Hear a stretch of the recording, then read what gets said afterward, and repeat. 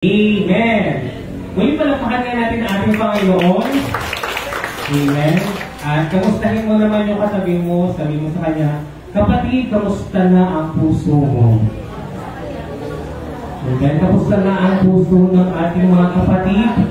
Pakihawakan nyo nga yung mga dibdib ninyo at pakiramdaman nyo po ang tibok ng inyong puso. Kamusta po yung tibok ng puso nyo? Mabilis po ba ang pulso? Or mahina? Normal naman? I hope normal pa. Hindi po tayo nagpapalpitate. Kasi ako medyo mabilis po siya kanina ko pag-gising ko ng umaga. Kaya uminom na po ako ng pampakalma na gamot na yung inom ko. Kasi may nakakala may heart problem po ako. At isa sa mga side effects na po ay nagkakaroon po ako ng palpitations. Amen. At hindi ko alam na-experience ko yun every time na ang topic po ay about Holy Spirit. Amen. Nabanggit ko naman na po last Sunday na ang topic or ang pag-aaralan natin ngayong araw po na ito ay walang iba kundi ang Espiritu Santo or ang banal na Espiritu na regalo or ibinigay ng ating Panginoong Hesus dahil sa ating pagtanggap sa Kanya bilang ating Panginoon at tagapagligtas. Amen! Naniniwala po ba tayo sa Holy Spirit? Amen. Kaya nga di ba pag nananalangin tayo, in the name of the Father, the Son, and the Holy Spirit. So ito po ang isa sa bumubuo sa ating Trinity. Trinity, Father, the Father, Son na si Jesus, at ang banal na Espiritu. Amen. And as a Trinitarian Church, we have to believe in these three. Amen na they have to be worshipped. Hindi lang po dapat kay God the Father or sa Ama po tayo nananalangin or siya lang ang ating kinikilala. Kundi dapat kilalanin din po natin ang ating Panginoong Hesus at walang iba kundi ang banal na Espiritu. Amen? And sad to say, sa mga ibang churches ay hindi po nila na-acknowledge ang Holy Spirit. Or if not, ay hindi po siya ganoon binibigyan ng importansya. Kaya narito po tayo ngayong araw upang muli i-exhort o ipaliwanag sa atin ang kapangyarihan ng banal na Espiritu na iniregalo o ibinigay ng Panginoong Hesus sa lahat ng mga taong tatanggap at kikilala sa Kanya. Amen po ba? Sino na po ang mga tumanggap sa ating Panginoong Hesus bilang Kanyang Panginoon tagapagligtas? Pakitaas nga po yung kamay. Amen.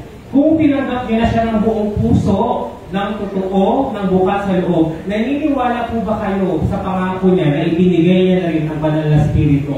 Amen? Amen. Praise God. So tayong lahat po ay tumayo at ating basahin ang ating scripture reading sa araw po na ito. Buksan po natin ang ating mga Biblia sa Book of John, chapter 14, verses 16 to 17. At sabay-sabay po natin basahin. And I will ask the Father, and He will give you another counselor to be with you forever, the Spirit of truth. The world cannot accept Him because it neither sees Him or knows Him. But you know Him, for He lives with you and will be in you. Basahin naman po natin ang Tagalog version po. Dadalangin ako sa Ama upang kayo'y bigyan niya ng isa pang tagapagtanggol na magiging kasama ninyo magpakailanman. Siya ang Espiritu ng katotohanan na hindi matanggap ng sanlibutan sapagkat siya ay hindi nakikita ni nakikilala ng sanlibutan. Ngunit nakikilala ninyo siya sapagkat siya ay nasa inyo at siya ay mananatili sa inyo. Tayo po ay sumandaling manalangin. Ama namin na sa langit, mausap na po sa bawat isa at puspusan mo po kami ng iyong banal na Espiritu upang ang iyong banal na Espiritu na nasa amin ang siyang magpaunawa at magpaliwanag ng iyong mensahe sa araw na ito. Panginoon, tago mo lang po ako sa inyong likuran at ikaw na po ang mag-exhort at magbigay po ng mas malalim na kahulugan sa kapangyarihan ng Banal na Espiritu na ipinangako mo sa aming mga anak mo na tumanggap sa iyong kaisa-isang anak na si Hesus Kristo. Patawarin mo po kami sa aming mga kasalanan at pakalinisan mo po kami. Muli, kausapin mo po ang bawat isa at nawa tumanim po sa kaibuturan ng aming mga puso ang lahat ng matututunan at mapapag-aralan namin ngayong araw na ito. Ito po ang aming panalangin sa matamis na pangalan ni Jesus. Amen. Praise God. Let us now be seated. Palapakan natin ating Panginoon. Amen. First question. Sa ating scripture reading, sino po ang nagsasalita dito? Sino po ang nagsasalita dito sa ating scripture reading na binasa natin? Si Jesus. Amen. Again, ang scripture po natin ay matatagpuan sa Book of John. Question, saan matatagpuan ang Book of John? Sa Old or New Testament? New Testament. Question ulit, ano ang unang 4 na libro sa New Testament? Matthew, Mark, Luke, and John. So ito ang pang-4 sa unang libro sa New Testament na tinatawag na the Gospel about the life of Jesus Christ. Amen? So, ang libro ng Matthew, Mark, Luke, and John ay nagkikwento patungkol sa buhay ng ating Panginoong Jesus. Ikinikwento sa unang 4 na ito ang kanyang kapanganakan or kung paano po siya na-conceive sa pamamagitan ng Holy Spirit through Mary hanggang siya sa isilang, nabuhay, nag-perform ng mga miracles at ipinako sa krus, namatay at muling nabuhay. Amen? So kung gusto niyo pong pag-aralan ang buhay ni Jesus, kung gusto niyo mas makilala si Jesus, at kung gusto niyo malaman ang bawat salita na mismong sinabi ni Jesus, basahin niyo po ang unang 4 ng New Testament. At ano ulit ang unang 4 ng New Testament? Matthew, Mark, Luke, and John. Okay, so yun po ang ating unang dapat binabasa sa Bible para makilala po natin ang ating Panginoong Jesus. Ayan. Babasahin ko po ulit ang sinabi ni Jesus sa kanyang mga disciples or mga alagad.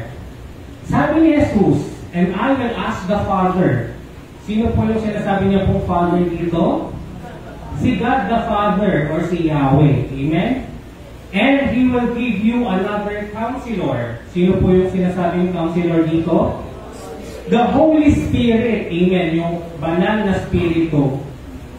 To be with you forever. And that is the Spirit of Truth. So pag sinabi po sa Bible na Spirit of Truth, Counselor, banal na Spirito, Holy Spirit, they all refer to one and the same thing, the so-called Holy Spirit. Amen? At sabi ni Jesus, the world cannot accept Him.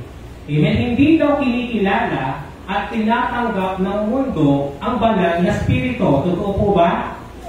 Yes. Because hindi nila ito nakikita at hindi rin nila ito kilala. Amen? That's why sa mundong ito, pag pinag-usapan po natin ang banal na Spirito or Espiritu Santo, parang creepy po siya, tama? Parang nakakatakot. Lalo na nung tinawag po itong Holy Ghost. Amen? Dahil isa sa mga tawag sa Holy Spirit ay Holy Ghost. Kasi nga po, it is unseen, hindi siya nakikita. Kaya kinakatakutan ang Espiritu. Subalit, hindi dapat ito kakatakutan dahil ito ay galing sa ating Panginoong Diyos. Amen? And in this world, there are only 2 spirits. Amen? The Holy Spirit, o yung tinatawag na Spirit of God, and the evil spirit. Amen? So in other words, totoo na may espiritu sa mundong ito. At totoo po ang espiritu na galing sa Diyos, at totoo din po ang espiritu na galing sa demonyo, sa evil o sa kalaban. Amen? Kaya ngayon, naalala ko na ang topic ko noon, noong mga, I believe 6 years ago po yun sa AGC, ang na-exhort ko po ay kinumpara po natin ang Holy Spirit sa Evil Spirit. Amen. At iba po yung naramdaman ko noon kasi I was struggling to exhort the power of the Spirit versus the power of the Evil Spirit. At hindi mo makakalimutan talaga, nakatayo po ako dito tapos biglang nag-palpitate na po ako, kaya sabi ko sa palpit, sakit na po, ininom po ako ng gamot. Kaya kasi hindi po ako nakainom doon ng yung pampakalma. Pero ngayon po, nakainom na po ako, kaya yun kasi yung tinitake ko para mag-normalize yung ating pulse rate. And then, basta kanina pa nararamdaman ko kasi, nung nag-brush po ako, biglang tinawag ako ng kuya ko. Sabi niya, Rizal, sabi niya, kasi Rizal yung nickname ko. Meron ka nang ganito. Alam niyo, sabi niya, Rizal, bigla ako ano yung tawag ko? Yung natakot, gano'n parang nagulat. Ayun, nagulat. At sabi ko nga, ewan ko basta kapag ang spirit po ng God, ang topic po, iba po yung feeling ko. As compared kapag yung mga topic natin is yung sa Old Testament, or sa prayer, medyo relax po ako. Hindi ko po talaga kung bakit pag ang spirit ko ng Diyos ang nagiging topic natin. Or pag nag-pray na po ako sa Holy Spirit na i-empower niya po ako, nararamdaman ko po na may something na nagmamanifest po sa kasawan ko. Amen. And I hope na nararamdaman niyo rin po ang spirito or ang presensya ng spirito ng Diyos sa inyo. Amen? Bakit? Dahil ang banal na spirito na nasa atin ang magpapaliwanag at magsasabi sa atin ng will of God. Amen. Ng kalooban ng Diyos. Amen? At sa ating series about purpose-driven life o sa pagkakaroon ng makalaga o meaningful na buhay, na pag-aralan natin na para magkaroon ng halaga o kahulugan o kabuluhan ng ating buhay, ay dapat malaman natin ang kalooban ng Diyos sa buhay natin para yun ang gagawin natin. Amen? At ang isa at number 1 na tutulong sa atin para malaman ang will or kalooban ng Diyos ay walang iba kundi ang Holy Spirit. Amen? Kaya sabi ko po sa inyo, naka-series po yung topic natin dahil last Sunday, ano po yung naging topic natin? About saan po yung topic? About prayer. Pray without ceasing. Amen? Dahil kailangan din po natin manalangin, kausapin ng Diyos para malaban ang kalooban niya. Amen? And the more na tayo ay nagpipray, the more na hinahayaan natin ang Espiritu ng Diyos na kumilos sa atin, the more na nagmamanifest siya o the more na kinakausap niya tayo at sinasabi niya sa atin ang kalooban ng Diyos. Amen? Amen. Just say for example, kanina, nung nag-pray po ako, kasi ako po yung na-assign na mag-welcome po sa mga kalahok natin sa RSTC, Regional Schools Press Conference, Regional Festival of Talent, na magagaling sa Vivian City.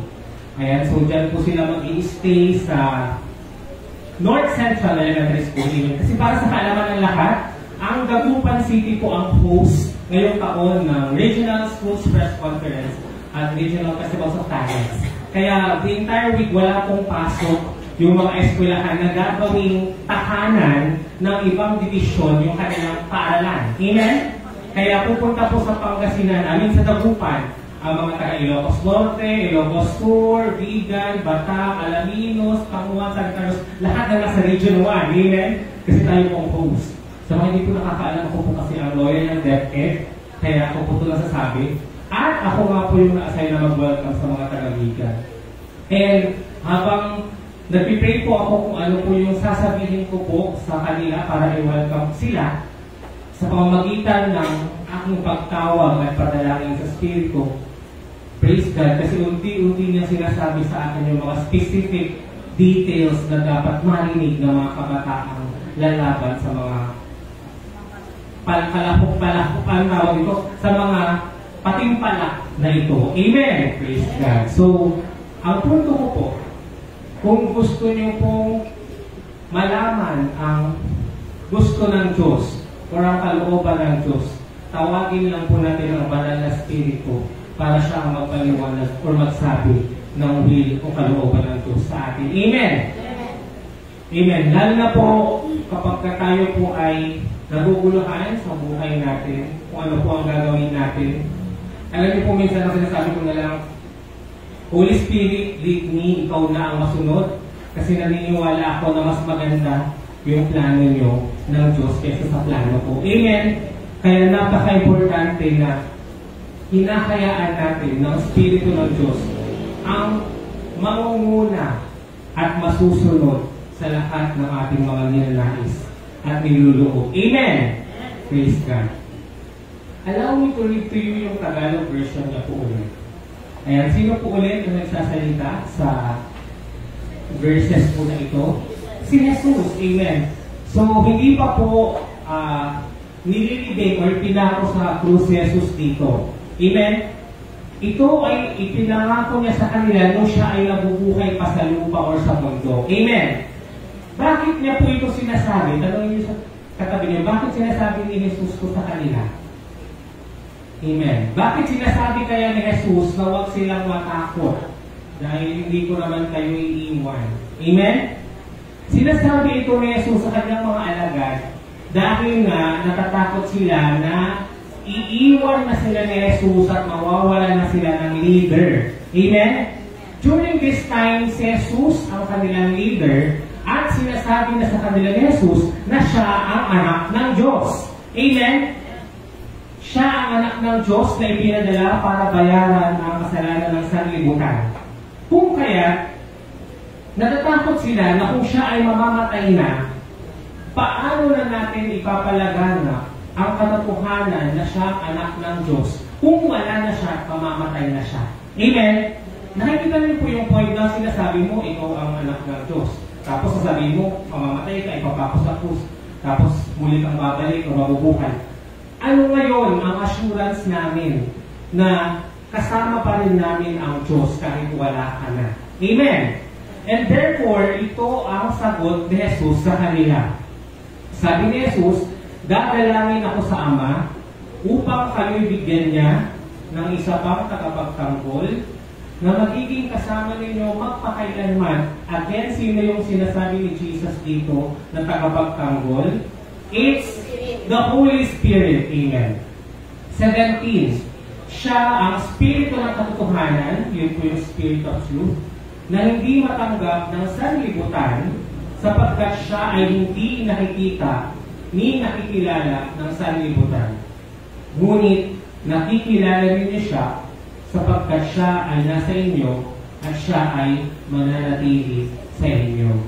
Again, question, sino po dito ang naniniwala na nasa Kanya ang Espiritu ng Diyos? O ang banal na Espiritu? Amen. Ang nagiging problema po natin is that sa ating mundo, ang basihan natin ay to see is to believe. Amen? Maniniwala lang tayo na totoo ito kung ito ay nakikita natin. Amen. Question, nakikita ba natin ang Espiritu ng Diyos? Hindi, kasi na Espiritu po siya. Pero ang tanong, kesyo ba hindi natin siya nakikita o nakahawakan ay hindi na siya nag-exist o hindi siya totoo? Ano pong sagot natin? Hindi po, tama. Hindi, kesyo hindi natin siya nakikita ay hindi na siya totoo. Dahil marami pong bagay ang hindi man natin nakikita pero nag-e-exist sila. Amen. Kagaya na lamang ng hangin. Tanong, nakahawakan o nakikita ba natin ang hangin? Hindi. Pero ang tanong, may hangin po ba? Parang itong electric pa na ito, nakahanginan niya po.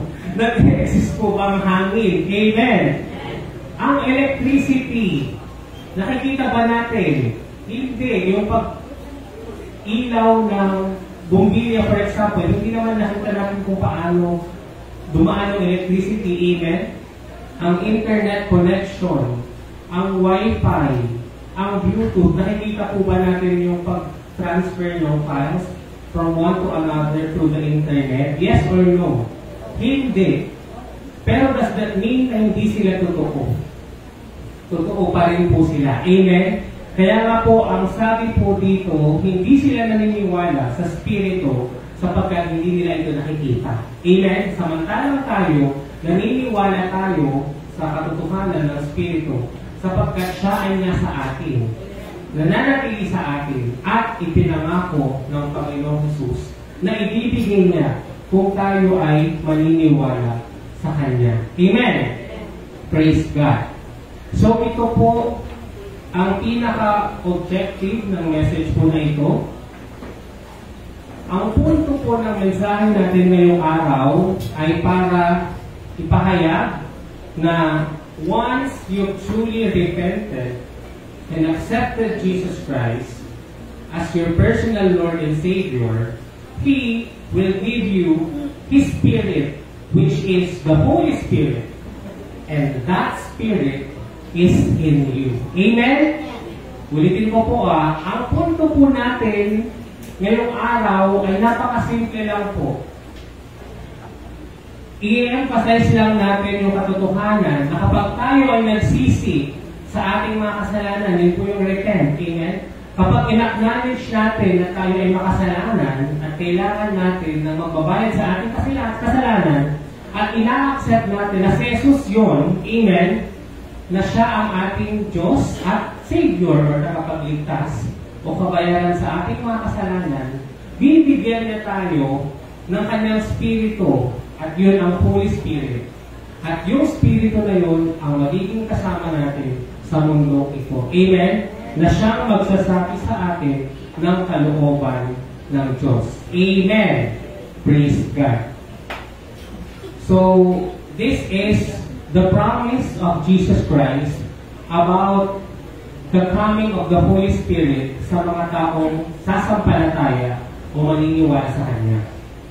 So, tingnan natin ang sinasabi sa John chapter 16, verse 7, 13 to 14. Ayan. Sabay-sabay po natin basahin. Subalit, dapat niyong malaman ang katotohanan. Ang pag-alis ko'y sa ikabubuti ninyo, sapagkat hindi paparito sa inyo ang tagapagtanggol kung hindi ako aalis. Ngunit, kung wala na ako, isusugo ko siya sa inyo. Question, sino ulit ang nagsasalita dito? Si Jesus. Amen? Sino yung sinasabi niya sapagkat hindi paparito ang tagapagtanggol kung hindi ako aalis? That's the Holy Spirit. Amen. Verse 13, sabay-sabay po natin basahin. Ngunit, pagdating ng Spirito ng katotohanan, papatnubayan niya kayo sa lahat ng katotohanan galing sa Diyos. Sapagkat, ang sasabihin niya ay hindi mula sa kanyang sarili, kundi ang kanyang narinig at ipahahayag niya sa inyo ang mga mangyayari sa tinaharap. Pararangalan niya ako sapagkat tatanggapin ng Espiritu mula sa akin ang ipapahayag niya sa inyo. Amen. In other words, kanino daw manggagaling yung mga revelation or sasabihin ng Espiritu sa atin? Again, kanino manggagaling yung mga messages ng Spirit o sasabihin niya sa atin? Galing kay Jesus at sa ating God the Father or kay Yahweh. Malinaw po. Again, kung meron po kayong red letter Bible, color red po ito sa Bible nyo. Bakit? Dahil si Jesus po mismo ang nagsasalita sa mga verses na ito. Amen? Again, sabi po dito ni Jesus, hindi mapapasa atin ang Holy Spirit kung hindi siya mamamatay at pagbabayaran ng ating mga kasalanan. Amen? Requirement po na siya po ay ma-experience niya po yung tinatawag na death, burial, and resurrection o muling pagkabuhay. Okay. So, let's review God as represented by three different persona or person sa Bible. Okay? First, in the Old Testament, question, sino ang nakakausap ng Diyos, ng mga tao sa Old Testament or sa Lumang Tipan? Sino yung kausap directly ni Abraham, ni Noah, ni Joseph, ni Moses? Sino yung direct na kawan-anuan nilang kausap sa Old Testament? Amen! Si God the Father, si Yahweh. Nakita niyo po how the Lord spoke directly to Adam and Eve. Amen? Nakita natin how God directly had a conversation one-on-one with Abraham. Nalala niyo yung sa Sodom and Gomorrah na nakikibargain siya kay God the Father kung ilan yung tao na at least righteous para hindi masunog ang Sodom and Gomorrah. Amen? So, in the Old Testament, God the Father directly speak to the people. Amen? How about sa New Testament or yung ating bagong tipan? Sa papaano paraan na po kumakausap ang ating Diyos, lalo na po sa panahon ni Jesus. In the New Testament time, God speaks to people through Jesus Christ Himself. Amen. Bakit? Kasi syempre buhay po siya noon. Amen. Nagkatawang tao po ang Diyos. At ang lahat ng sinasambit ni Jesus ay galing sa Diyos. Kaya grabe no, napakaswerte ng mga tayo nila na buhay si Jesus kasi nakahawakan nila yung flesh niya. Amen. Nakikita nila yung mata niya, yung pagbuka ng bibig niya, at yung katawan niya, nakakabay nila. Napaka-blessed ng mga disciples no, how they had a one-on-one personal and direct contact with God through Jesus Christ. Amen. Amen. So it was Jesus Christ Himself who's directly talking to people. And now, na si Jesus ay namatay, pinako sa krus, namatay, nilibing, muling nabuhay, which is now the church age. Sa panahon po natin ngayon, paano na po nangungusap ang Diyos? Amen! Sa pamamagitan na po ng banal na spirito na ipinangako niya sa atin. Amen!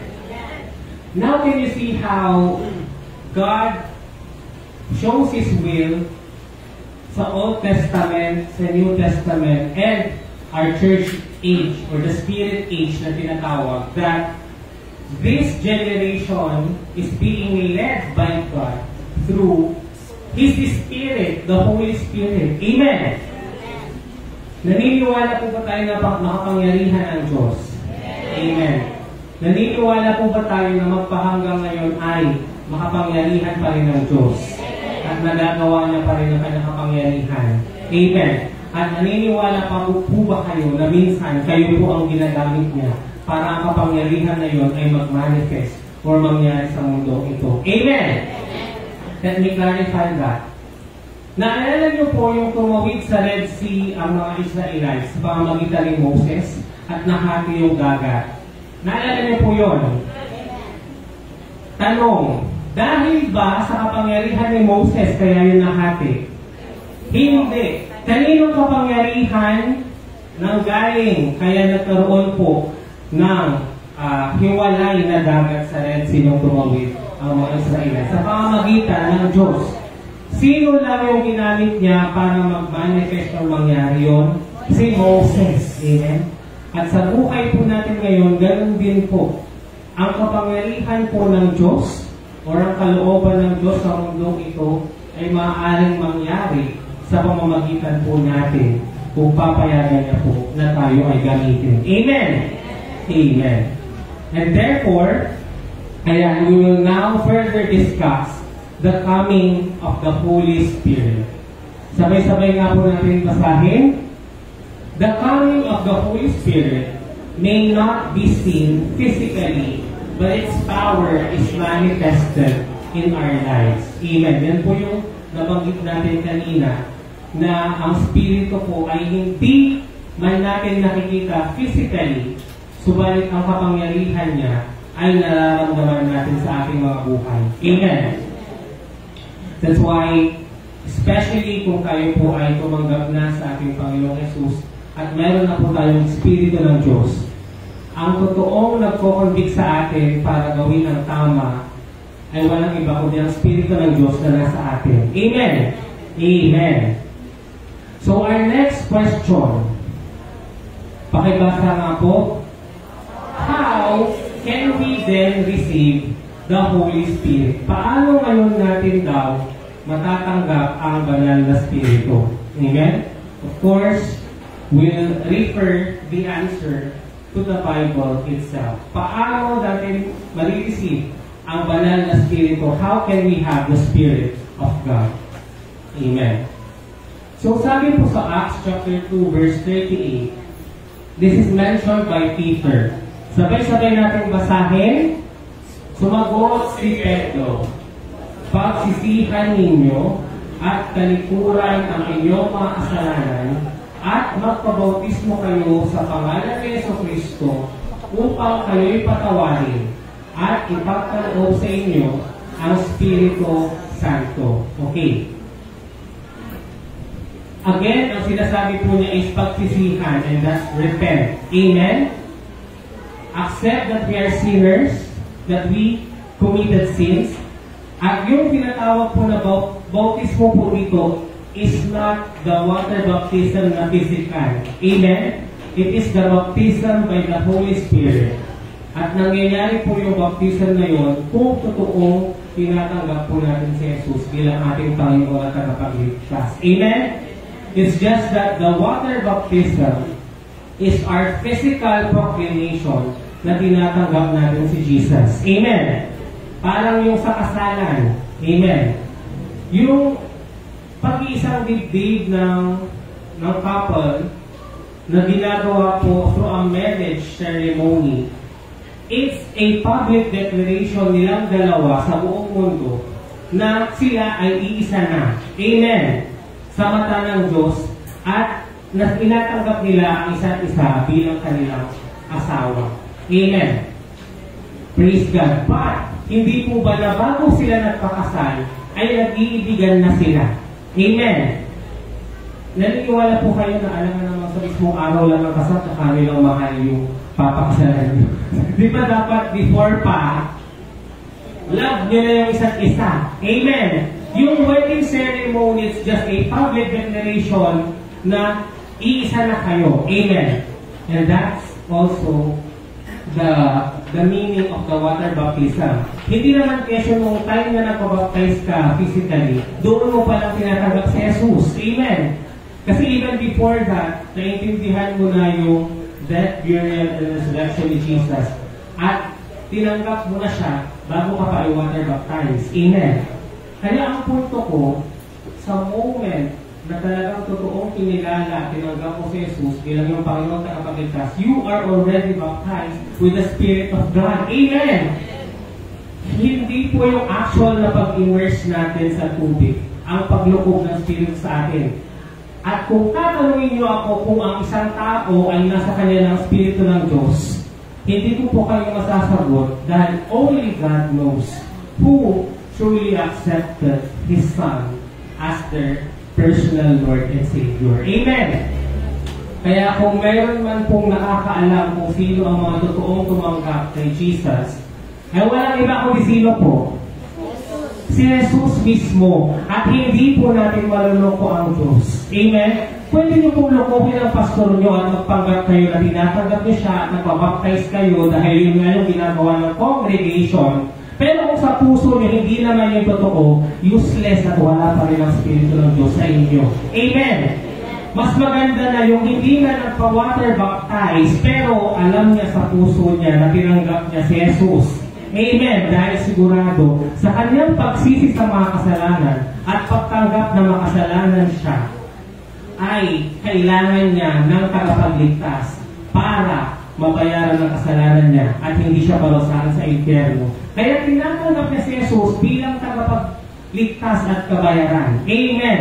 And because of that wholehearted, bukal sa loob, buong pusong pagkilala kay Jesus bilang kabayaran ng kasalanan niya, I could guarantee you that the Spirit of God is already in you, regardless of whether you are waterly baptized or not. Amen!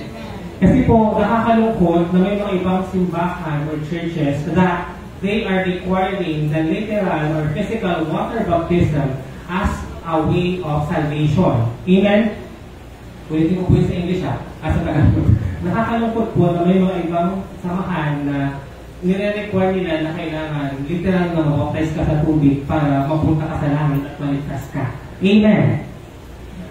It's not really a requirement. But of course, kung talaga kasing tinanggap mo si Jesus, hindi ba masaya ka rin na ipaproklama sa buong mundo na tinatanggap mo na siya through water baptism na literal. Amen. Ewan ko sa inyo kasi nung tinanggap ko na si Jesus ng buong puso, na-excite ako doon sa water baptism ko. Amen. Kasi nga po, yun na yun yung parang pagpapakasal. Amen. Parang yung for example, mag-asawa na sila bago pa sila kinasal. Nag-iibigan na sila bago pa sila kinasal. Pero nilook forward nila yung action na ikakasal sila, na maglalakad sila sa altar at bibindisyonan sila. Nakikita niyo po yung pagkakapareho niya. Amen. So, yun po yung punto ko doon na the mere fact na tayo po ay water baptism, it's a way of publicly declaring that we accept Jesus as our personal Lord and Savior. Ayan. Kaya ipapakita ko po sa inyo itong illustration na ito, yung nabanggit ko na the difference between water baptism and the baptism of the Holy Spirit. Amen? Ayan po yung tinatawag na water baptism. Yan po yung literal na ilulubog po kayo sa tubig. At ito naman po yung baptism na hindi natin totally nakikita, pero nararamdaman natin dahil tinatanggap na natin ang Espiritu ng Diyos na galing sa Kanya. Amen! Kung titignan niyo po, sa water baptism, sabi po dyan, it is just symbolic or symbolical para makita na publicly sinasabi mo sa buong mundo na anak na ako ng Diyos, na tinatanggap ko na si Jesus bilang aking Panginoon tagapagligtas. Amen? Kaya nga po may immersion o yung paglubog sa tubig kasi that's a physical illustration of cleansing. Amen? Of cleansing. Kasi nga, kaya, di ba, ano ginagawa natin pag marumi po tayo? Naliligo. Amen? Naliligo po tayo, binabasa natin yung katawan natin para malinis po tayo. Amen? Ganun po yung baptism by water that we immerse or nilulubog natin sa tubig yung tao, tapos inaangat natin siya. Dahil sa pag-angat niya, ay kasama niya na yung Espiritu ng Diyos at naiwan na sa tubig lahat ng marurumi na sumisimbolo sa kasalanan niya. Amen. That's symbolic, sabi niya. That water baptism is not required for salvation. Amen. Kalitin ko po, hindi po ito literal na kailangan para maligtas tayo. Okay? It started under the law and it started by John the Baptist. Amen? Si John the Baptist ang nag-start noon bago pa mamatay si Jesus. Kasi nga po, ang purpose ng water baptism nila doon ay repentance or magsisi sa kanilang kasalanan. Kaya parang nagiging cleansing siya. And yung water baptism po na yun is a physical or literal na paglubog or immersion sa tubig. Amen! Pero ang pinag-uusapan po natin na baptism by the Holy Spirit ngayon ay yung ikaw mismo ay lulukoban ng Espiritu dahil nga po naniniwala ka na ikaw ay makasalanan, yung repentance, at kailangan mo ng tagapagligtas na magbabayad ng kasalanan mo. Amen! For sure, nakita naman natin sa Old Testament kung ano yung mga ginawa ng mga Israelita o ng mga tao para lang magbayaran yung mga kasalanan nila. Amen! Na ano yung ginagawa nila noon sa Old Testament para mabayaran yung mga kasalanan nila? Nag-o-offer sila ng mga hayop, papatayin yun para yung dugo ng hayop na yun ang magiging kabayaran sa kasalanan nila. Amen! And praise God! Kasi si Jesus na po, yung kanyang dugo, nung pinatay po siya, ang kanyang dugo na malinis at walang kasalanan, ay ang naging kabayaran sa kasalanan ng sanlibutan. Amen. Once and for all, He died for the sins of the people. Amen. Pero ang kanyang pagkamatay ay mapupunta lang doon sa mga taong maniniwala na siya ang magbabayad sa kasalanan nila. Amen. Amen. Naniniwala po kayo doon. Amen. Kasi kahit sinasabi po natin yon, kung hindi naman po natin, or kahit na alam natin yon, kung hindi naman natin pinaniniwalaan, hindi rin po ito magmamanifest sa atin. Amen. Bakit po? Dahil sa spiritual realm, di ba, kanina to see is to believe. Amen? Pero sa spiritual realm, kailangan mo lang maniwala for you to see. Amen? To believe is to see. Amen? Hindi siya to see is to believe. Kasi sa makamundo, kailangan mo natin makita physically para maniwala. Pero sa spirito ng Diyos, kailangan muna nating maniwala para ito ay ating makita. Amen. Ayan. So, the Holy Spirit, again, started under the grace, started by Jesus, and the immersion of the Holy Spirit, and it gives us the power. Of course, ayan. Sabi po sa Luke chapter 11, verse 13, basahin nga po natin yung sa baba. If ye then, being evil, know how to give good gifts unto your children, how much more shall your heavenly Father give the Holy Spirit to that ask Him? Ayan. Basahin po natin yung Tagalog niya para mas ma-appreciate natin. Luke chapter 11, verse 13, let's read. Kung kayong masasama ay marunong magbigay ng mabubuting bagay sa inyong mga anak, gaano pa kaya ang inyong Ama na nasa langit? Ibibigay niya ang Espiritu Santo sa mga humihingi sa Kanya. Question, sino po ang nagsasalita dito? Si Jesus po ulit. Okay, so, ang ginagawa po kasi natin, we are exhorting the power of the Holy Spirit through the verses na si Jesus mismo ang nagsasalita o nagsasabi. Ayan, sabi po ni Jesus dito, kung tayong mga makasalanan, masasama ay marunong magbigay ng maganda o mabuting regalo sa ating mga anak, gaano pa kaya o how much more ang ating God the Father na nasa langit? He can give His Spirit sa kung sino man ang humingi sa Kanya. Amen. And therefore, nung mabasa ko po ang verse na ito, doon ko na-realize na ang pinaka magandang regalo na dapat hingin natin sa Diyos ay ano po? Kung tatanungin po kayo ng Diyos kung ano po ang hihilingin ninyo or ibibigay niya sa inyo, kagaya ng ginawa sa Old Testament, ano po ang hihingin niyo? Kasi naalala niyo po nung tinanong po si Solomon, di ba ano ang hiningi niya kay God? It's wisdom. Amen, wisdom or ang katalinuhan na galing sa Diyos. Amen. So, balik dito, sa verse na ito, ipinapakita niya that the best gift that God could give us is no other than His Spirit mismo. Amen. Because His Spirit comes from Him directly and will lead us to His will, sa Kanyang kalooban. Amen.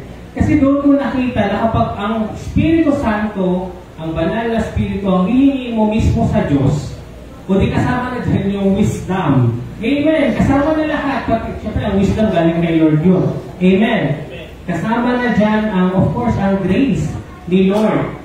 Ang kanyang mga blessing dahil kapag we will be filled by the Spirit of God, surely yung kalooban ng Diyos ang gagawin natin. Kaya mag-bless tayo kasi yun ay ginagawa natin para kay Lord. Amen.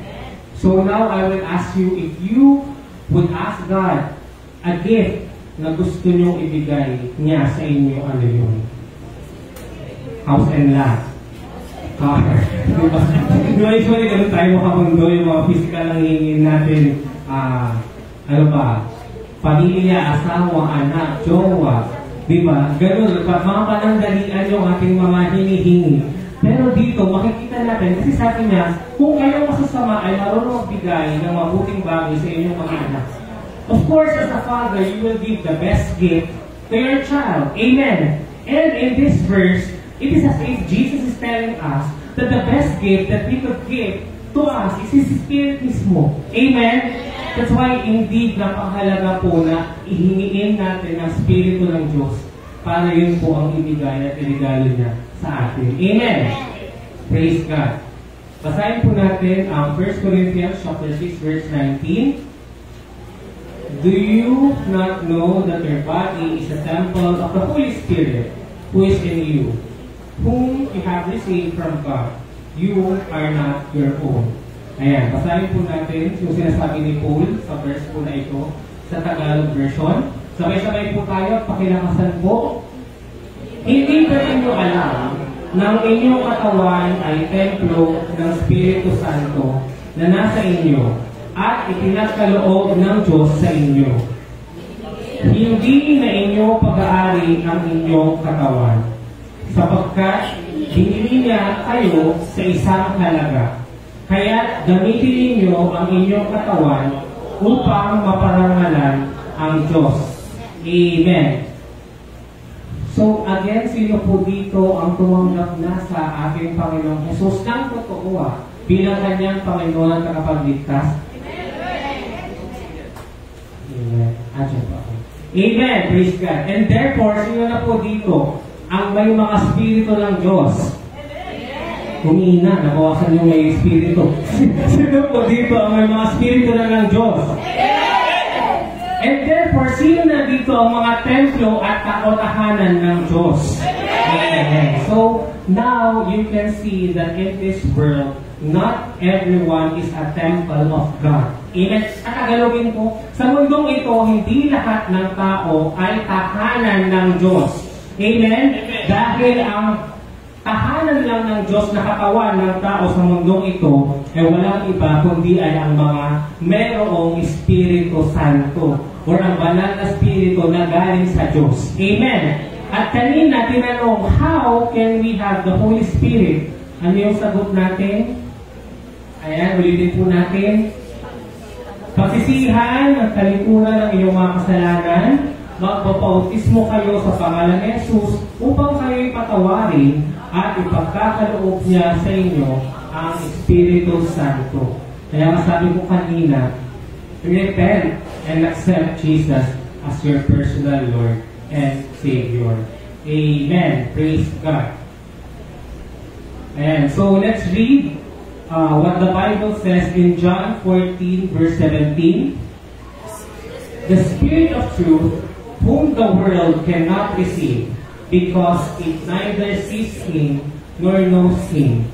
But you, the Holy Spirit, know Him, for He dwells with you, and will be in you. Yan po ang ating scripture reading po natin kanina for emphasis. Basahin po natin ulit yung Tagalog version. Siya ang Espiritu ng katotohanan na hindi matanggap ng sanlibutan, sapagkat siya ay hindi nakikita ni nakikilala ng sanlibutan. Ngunit nakikilala ninyo siya, sapagkat siya ay nasa inyo at siya ay mananatili sa inyo.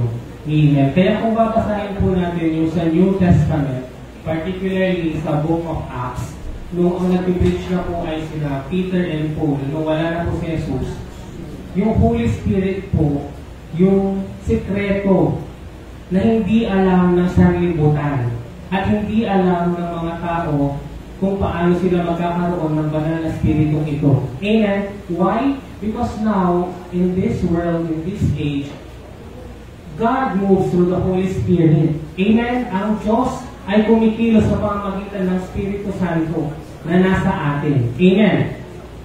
Kaya nga po, mayroong kwento po sa New Testament na nung nalaman niya yung patungkol sa Espiritu Santo ng Diyos, ang pangalan niya po ay si Simon o si Simeon. Nung nalaman niya na mayroon palang Espiritu na iliregalo si Jesus, ano po ang nangyari sa kwentong yun ni Simon? Inalam niya kung paano yung makukuha kasi pagpeterahan niya or gagamitin niya yung power na yun para kumita. Amen? Para siya ay magka-pera o pagkakitaan ito. Subalit siya ay pinarusahan ng Diyos. Amen?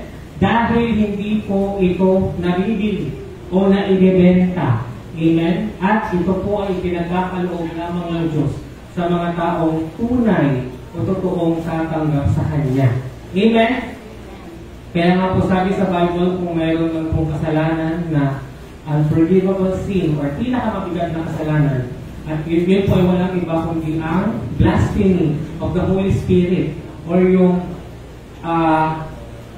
niloloko o binubuli or yung tawag sa nilalapastangan natin ang Espiritu Santo. Amen. Lalo na kung ito ay ating tinatawanan lang or hindi pinaniniwalaan. Amen.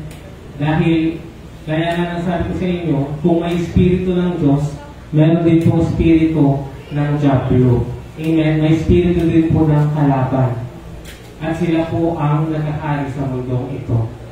Ayan. So ngayon naman, titignan po natin ang functions of the Holy Spirit or ang kapangyarihan ng banal na Espiritu sa ating buhay. Okay, number 1, it puts the believer into the body of Christ. Second, basahin po natin, it prays for us when we don't know what to pray for. Next, it changes us. Number 4, it will teach us about the will of God. And finally, it will testify about Jesus Christ. So ito po ang mga magagawa o kapangyarihan or function or ministry o trabaho ng Holy Spirit sa katawan natin or sa buhay natin kapag siya ay ating tunay na tinanggap. Amen? And you know what? I got this preaching from the message of Charles Spurgeon. Amen? Nung pinakinggan ko nga siya sa this week, yung message niya na yun ay binigay niya sa mundo, sa mga tao in the year 1855. Ganun na po katagal, 1855. Sino na po dito ang bukang ng 1855? Amen? You know what si Charles Spurgeon ay pinanganak po siya 1834. So, noong 1855, 21 years old pa lang siya nung pinipreach niya yung about sa Holy Spirit. I-research niyo po sa YouTube yung The Power of the Holy Spirit by Charles Spurgeon or yung The Personality or Function of the Holy Spirit. Mababanggit po itong mga sasabihin po natin sa inyo. At sasabihin po nung narrator, kasi sa YouTube, hindi niya na po directly mapapakinggan si Charles Spurgeon na siya yung nagsasalita. Parang transcript or manuscript na lang yung meron at mayroong mga nagbabasa doon sa YouTube na as if si Charles Spurgeon ang nag-preach kasi nga binabasa nila yung mismong preaching ni Charles Spurgeon na sinabi niya na sa mundo 170 years ago pa. Amen. And still, grabe hanggang ngayon, kinikilabutan ako pag napapakinggan ko yung mga preaching niya about the Holy Spirit. Kasi indeed, ito po yung power na hindi alam ng sanlibutan na may Holy Spirit. Amen. Sinalala ko noon pag sinabi talaga Holy Spirit, natatakot po ako. Kasi pag pinag-usapan natin Espiritu, di ba? Kasi di ba, totoo naman po ang multo. Naniniwala po kayo na may multo. Amen. Indeed, may mga spirit po ng Diablo. Amen. At huwag po kayong matakot dahil alam din po ng mga spirito ng Diablo kung sino ang mga taong nasa kanila ang spirito ng Diyos. Amen. Because they are spirit, then they know if the Spirit of God is in you. Amen. Kaya the evil spirit, yung mga Diablo, alam nila kung sino po ang mga hindi pa talaga tumanggap kay Jesus. Dahil kilala nila kung sino pa yung mga sa kanila. Kilala nila kung sino pa yung mga kakampi nila. Ayan. Ayan. Kaya nga ang number 1 na function po ng Holy Spirit is this. Number 1, basahin po natin. It puts the believer into the body of Christ. Ayan. If you have the Holy Spirit, it will set apart the believer to the unbeliever. Amen? Sinasabi po dito na ang pinaka-determining factor para malaman mo kung sino ang mga anak ng Diyos sa spirit world or sa spirit na perspective or sa spirit realm ay yung mark ng Spirit of God sa katawan ng tao. Amen? And only God knows kung sino yung mga nasa kanya ang Spirito ng Diyos at even the evil spirit themselves. Amen? Kasi they are spirits, so they can also perceive the other spirit. Amen? Second, it convicts the unbeliever about the truth of the Lord Jesus Christ. Amen? In other words, kapag totoong nasa sa'yo daw ang Spirito Santo, naniniwala ka kay Jesus at ipaglalaban mo yung katotohanan na patungkol sa Kanya at hindi mo siya ikinakahiya. Amen. Ulitin ko po kapag totoong nasa sa'yo daw ang Holy Spirit, it will convict the unbeliever, yung hindi pa naniniwala, na totoo nga si Yesu Cristo. Amen. Kasi alam niyo po, napakadali namang sabihin na Jesus is Lord. Jesus died and He rose again. Alam niyo po, kahit na sa mga politiko, marami po sa kanila ang magaling lang magsalita. Amen. Magaling lang sila sa salita, pero sa gawa, hindi naman po talaga sila ganun. Amen. At ganoon din po yan sa ating pagproklama kung totoong tinatanggap natin si Jesus. Madaling sabihin na, oo, Kristiyano ako, anak ako ng Diyos. Pero si Jesus hindi natin maluloko. Amen. Amen. At sabi po dito, ang Espiritu Santo ang mag-a-identify kung sino ang mga anak ng Diyos. Amen? The Holy Spirit will identify if truly sino ang mga anak ng Diyos. Question, kung hindi po sila anak ng Diyos, kanino anak po sila? Sa topic nila, malamang. sa Diablo. Amen. Kaya nga diba naalala niyo yung first topic natin sa New Year. Ano yung pinaka-identity natin? We are a child or children of God. Sapagkat ano yung basis natin doon? Sapagkat sino man ang sumasampalataya o sasampalataya kay Yesu Cristo ay binibigyan niya ng karapatang tawaging anak ng Diyos. Amen. And to further confirm na talagang anak kami ng Diyos, dapat nasa inyo rin po ang Spirit of God. Amen. Sabay-sabay po natin basahin, pakilakasan po ang sinabi sa Book of Romans ay mga anak ng Diyos. Sapagkat hindi binigay sa inyo ng Diyos ang Espiritu upang kayo'y gawing mga aliping na umuhay sa takot. Sa halip, ibinigay sa inyo ang Espiritu upang kayo'y gawing mga anak ng Diyos. Kaya nakatatawag tayo sa Kanya ng Ama, Ama ko. Verse 16. Ang Espiritu ang nagpapatotoo kasama ng ating Espiritu na tayo'y mga anak ng Diyos. At yamang mga anak, tayo'y mga tagapagmana ng Diyos at kasamang tagapagmana ni Kristo, sapagkat kung tayo'y kasama niya sa pagtitiis, tayo'y makakasama niya sa kanyang kaluwalhatian.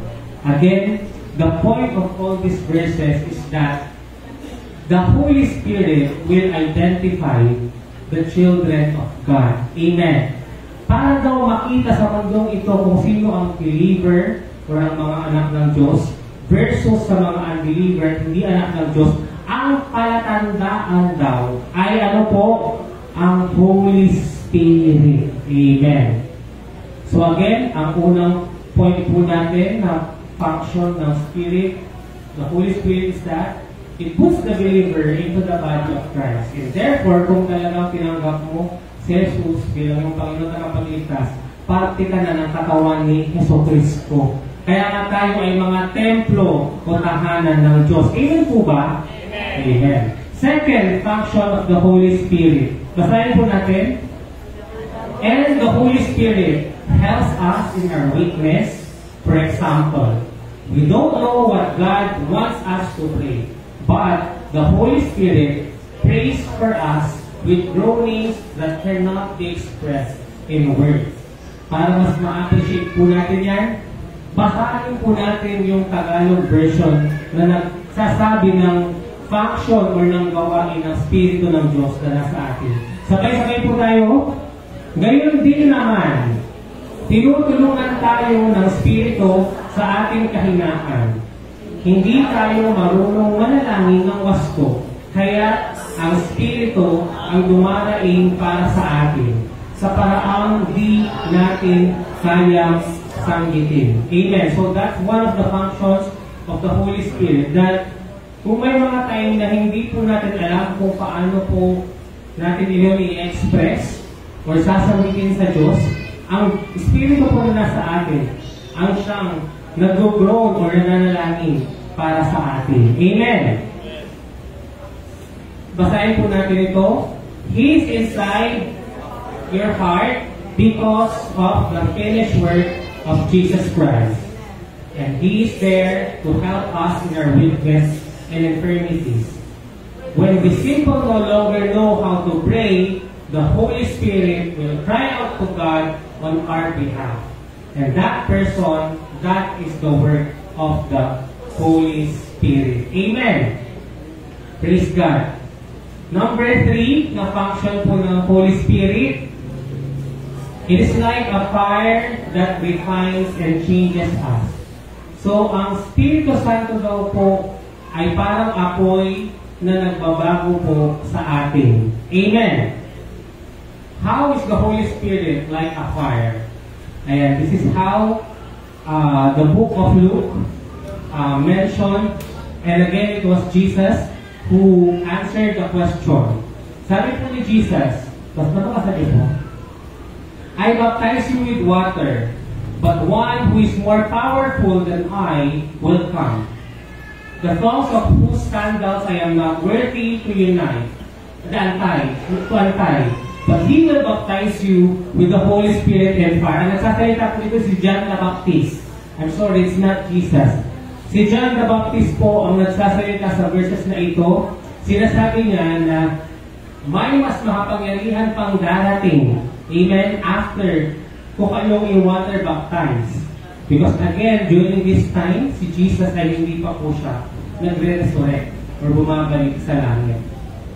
However, ayan, His Word, the Word of God, is like,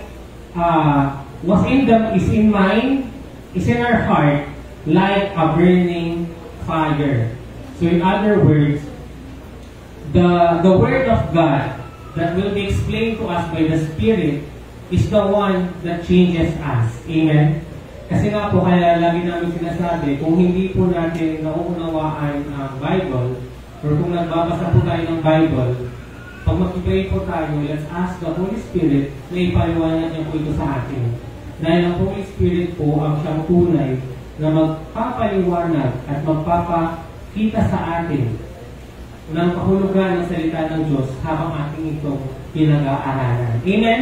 Muli, if you want to know and understand the Word of God, always ask and pray to the Holy Spirit. And the Holy Spirit will explain it to you at siya ang magpapaliwanag o sasagot sa ating mga katanungan. Amen? And again, the Holy Spirit is like fire that refines or changes us. Ano pong ibig sabihin nito? Hindi po ba mayroong mga metal na nare-reform natin sila or nababago natin yung form nila kapag ito po ay nilalagay natin sa apoy? Amen? Hindi po ba may mga, like for example, yung gold or yung silver, para ma-reform po natin ito or mabago po natin ito, kailangan natin itong idaan sa apoy. Amen? Just like what the Holy Spirit does sa atin, ito po ay parang apoy, amen, na tayo ay kanyang binabago para mas maging kawanis ng ating Panginoong Jesucristo. Amen? And if you would recall, sa Book of Acts, nung unang dumating ang Holy Spirit sa time nila Peter, sa papaanong illustration po ipinaliwanag o dinescribe ang itsura ng Holy Spirit through tongues of fire. Amen? Nung naghihintay sa upper room sina Peter at yung mga disciples ni Jesus sa promise ni Jesus na ibibigay niya yung kanyang banal na spirito. Amen. Praise God. Number 4, basahin po natin. The Advocate, the Holy Spirit, whom the Father will send in my name, will teach you all things, and will remind you of for everything I have said unto you. Ayan, sa Tagalog version, ngunit ang tagapagtanggol, ang Espiritu Santo na isinugo ng Ama sa pangalan ko, ang siyang magtuturo sa inyo ng lahat ng bagay at magpapaalala ng lahat ng sinasabi ko sa inyo. Amen. Kaya, kung feeling po natin, sometimes hindi po natin alam yung gagawin natin, or gusto po natin malaman yung mga bagay na galing sa Diyos, muli, manalangin po tayo sa Espiritu Santo, sa Holy Spirit, dahil siya ang magpapaalala daw ng lahat ng sinasabi ni Jesus sa atin. Amen? Praise God. And last po, ayan, the Holy Spirit testifies concerning Christ or about Jesus Christ. John chapter 15 verse 26, basahin po natin. Ngunit sa pagdating ng tagapagtanggol, ang Espiritu ng katotohanan na susubuin ko mula sa Ama, ang magpapatotoo siya tungkol sa akin, at magpapatotoo rin kayo tungkol sa akin, sapagkat sa simula pa'y kasama ko na kayo. So, the Holy Spirit will testify about Jesus Christ. Amen. So again, let's summarize the functions of the Holy Spirit. Number 1, it puts the believer into the body of Christ. Second, it prays for us when we don't know what to pray for. Number 3, the Holy Spirit changes us. Number 4, the Holy Spirit will teach us about the will of God, yung kalooban ng Diyos. And finally, the Holy Spirit will testify about Jesus Christ. Amen. Yeah, so sa 1 Thessalonians chapter 5, verse 19 to 23, ayan, ito na po ang mga warning sa atin. Sabay-sabay po natin basahin. Pakilakasan po, huwag na ninyong hadlangan ang Espiritu Santo. Huwag na ninyong baliwalain ang anumang pakayat mula sa Diyos. Suriin ninyo ang lahat ng bagay at gawin ang mabuti. Lumayo kayo sa lahat ng uri ng kasamaan. Naway, lubusan kayong gawing banal ng Diyos na siyang nagbibigay ng kapayapaan. At naway, panatiliin niyang walang kapintasan ang buo ninyong katauhan, ang Espiritu, kaluluwa at katawan, hanggang sa pagparito ng ating Panginoong Jesucristo. And last point, let us not grieve the Holy Spirit. Amen. Ephesians chapter 4, verses 30 to 32. Sabay-sabay po natin basahin. Verse 30. At huwag na ninyong saktan ang kalooban ng Espiritu ng Diyos, sapagkat siya ang tatak ng Diyos na nasa inyo, ang katibayan na kayo'y tutubusin pagdating ng takdang araw. Ito po yung ating biblical basis na kapag tayo po ay mamamatay na, ang titignan lang naman po sa ating kaluluwa ay kung naroon po ang Espiritu ng Diyos. Amen? Again, ano po yung tatlong part ng ating katawan? We have number 1, the body, yun yung flesh, na namamatay at naagnas na nakikita natin.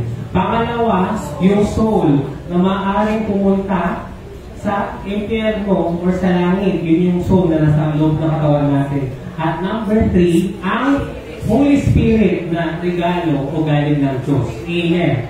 So, ang punto po dito, kapag ang tao daw ay mamamatay, ang ultimate na titignan doon sa tao ay kung nasa kanya ang Espiritu ng Diyos. Bakit? Dahil ang Espiritu ng Diyos ay galing sa Diyos. Kaya saan ito babalik? Sa Diyos din po. Kaya yun po ang ating magiging tatak, ang magiging selyo, ang magiging ticket, ang magiging daan para tayo ay pumunta sa langit. Dahil kung wala po tayong spirito, ay sigurado wala pong magdadala sa ating kaluluwa sa langit. Amen! Because that spirit, once na binigay po yun ni Lord sa atin, hindi na po yun mawawala. Amen! It's just that nag-grieve po siya pag tayo po ay nagkakasala. Amen? Siya po ay nalulungkot o nalulumbay kung tayo po ay gumagawa ng mga bagay na hindi naayon sa Diyos. Amen? Kaya when we pray that come Holy Spirit, hindi po sinasabi natin na lulukuhan pa lang tayo ng Spirito.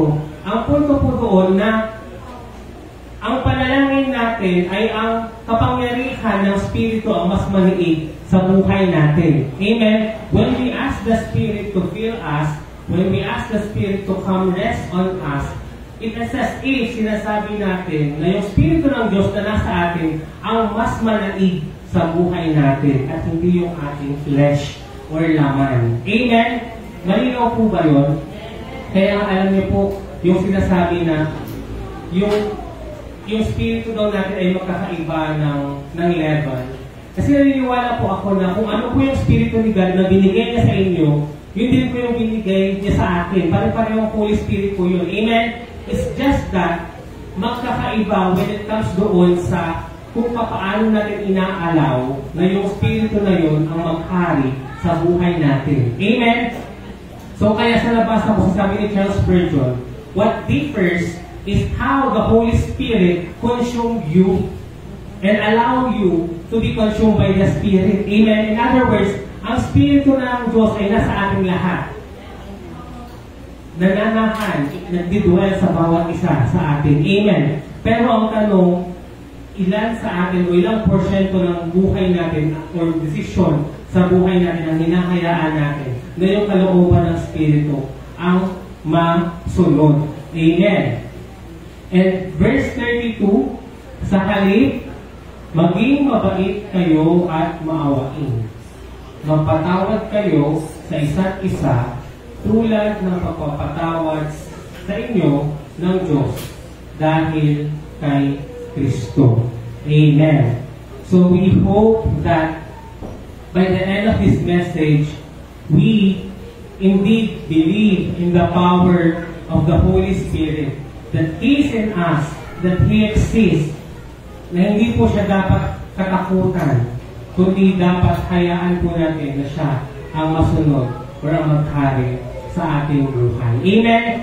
That's why, as a Trinitarian church, as a church who believes in God the Father, God the Son, and the Holy Spirit, kailangan we acknowledge them all. Amen? In other words, we treat them equally. Hindi yung naniniwala lang tayo sa God the Father, pero hindi tayo naniniwala kay Jesus. O hindi tayo naniniwala sa Holy Spirit. Amen? Or, naniniwala ka lang kay Jesus, pero hindi ka naniniwala kay Yahweh. At hindi ka naniniwala sa banal na Spirito. Amen? Or, naniniwala ka lang sa Spirito, pero hindi ka naniniwala kay God the Father or kay Jesus. In other words, they should be worshipped equally, amen, acknowledged equally, to be praised and welcome in our lives equally. Amen. To God be the glory. Praise God. Ayan. So, as our response to this message, palags off po tayo. And as you bow down your heads and close your eyes, I would like you all that kayo po ay manalangin sapagkat this is a calling po sa ating lahat. If you feel like the Holy Spirit is not still in you, this is the time to pray and accept the Holy Spirit. Amen. Receive the Holy Spirit by believing in Jesus. Amen. That He died for you, that He paid for your sin. Amen. You know what? Noon, hindi ko din po naiintindihan ang kapangyarihan ng banal na Espiritu sa aking buhay. At sometimes noon, nagda-doubt ako kung nasa akin na ba yung Spirit, bakit kayo? Kasi noon, akala ko kailangan ma-water baptize muna ako para magkaroon ng Spirit. Hanggang sa inay paliwanag sa amin na pwede na kahit hindi tayo na water baptized, kung totoong tatanggapin natin ngayon si Jesus bilang ating Panginoon at tagapagligtas at magsisisi tayo sa ating kasalanan, kaakibat ng pagtanggap na yon ang pagtanggap natin sa regalo niya at walang iba kundi ang banal na Espiritu, the ultimate gift that He will give to those who will accept and believe with Him or in Him as their personal Lord and Savior. Amen! So sa mga nanonood po sa atin ngayon sa Facebook, sa YouTube, kung nagda-doubt po kayo kung nasa inyo na ang Espiritu ng Diyos, again, inuulit ko po, the water baptism na literal or physical is just a public proclamation. Huwag niyo pong iisipin na wala pa sa inyo ang Espiritu ng Diyos dahil lang sa hindi pa kayo nabibinyagan literally through a water baptism. The baptism by fire happens when we genuinely accept Jesus Christ as our personal Lord and Savior and believe that He will give us His Spirit, which is the Holy Spirit. Amen! Kaya nga nasabi kanina, the message is to emphasize that once you repented and accepted Jesus Christ as your personal Lord and Savior, He will give you His Spirit, the Holy Spirit, and that Spirit is now resting in you. Amen. Praise God. So let's close our eyes, let's pray and ask for forgiveness for our sins, and let us again receive Jesus Christ and receive His gift, the anointing and the power of His Spirit.